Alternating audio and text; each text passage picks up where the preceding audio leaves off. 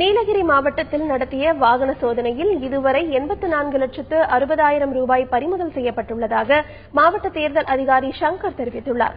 தேர்தல் விதிமுறை நடைமுறைக்கு வந்ததை அடுத்து நீலகிரி மாவட்டத்தில் பல்வேறு இடங்களில் வாகன சோதனை நடைபெற்று வருகிறது. நீலகிரியில் இதுவரை நடத்தப்பட்ட சோதனையில் உரிய ஆவணங்களின்றி கொண்டு செல்லப்பட்ட 84,60,000 ரூபாய் பறிமுதல் செய்யப்பட்டுள்ளதாக மாவட்ட தேர்தல் அதிகாரி சங்கர் தெரிவித்தார். மேலும் தேர்தல் விதிமீறல் தொடர்பாக 16 வழக்குகள் பதிவு செய்யப்பட்டுள்ளதாகவும் வாக்காளர் பட்டியலில் பெயர் சேர்த்தல் மற்றும் நீக்கும் பணி நடைபெற்று வருவதாகவும் அவர் தெரிவித்தார். இதேபோல் புதுக்கோட்டை மாவட்டம் அறந்தாங்கியில் உள்ள மீமசல் பகுதியில் புகையில்லா கிராம திட்டத்தின் கீழ் மானிய விலையில் வழங்க இருந்த 177 எரிவாயு அடுப்புகள் பறிமுதல் செய்யப்பட்டது. மேலும் உரிய அனுமதியின்றி கொண்டு செல்லப்பட்ட 2,25,000 ரூபாய் பறிமுதல் செய்யப்பட்டுள்ளதாக தேர்தல் பறக்கும் படை அதிகாரிகள் தெரிவித்துள்ளனர்.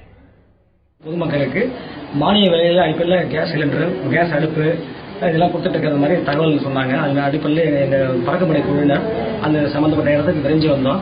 ரொக்கமாக 2,22,400 ரூபாய் மற்றும் இந்த பொருள்களாக 177 ஸ்டவ், அப்புறம் 65 லைட்டர், 1,895 டியூப்ஸ், இது அத்தனையும் சீஸ் பண்ணிருக்கோம்.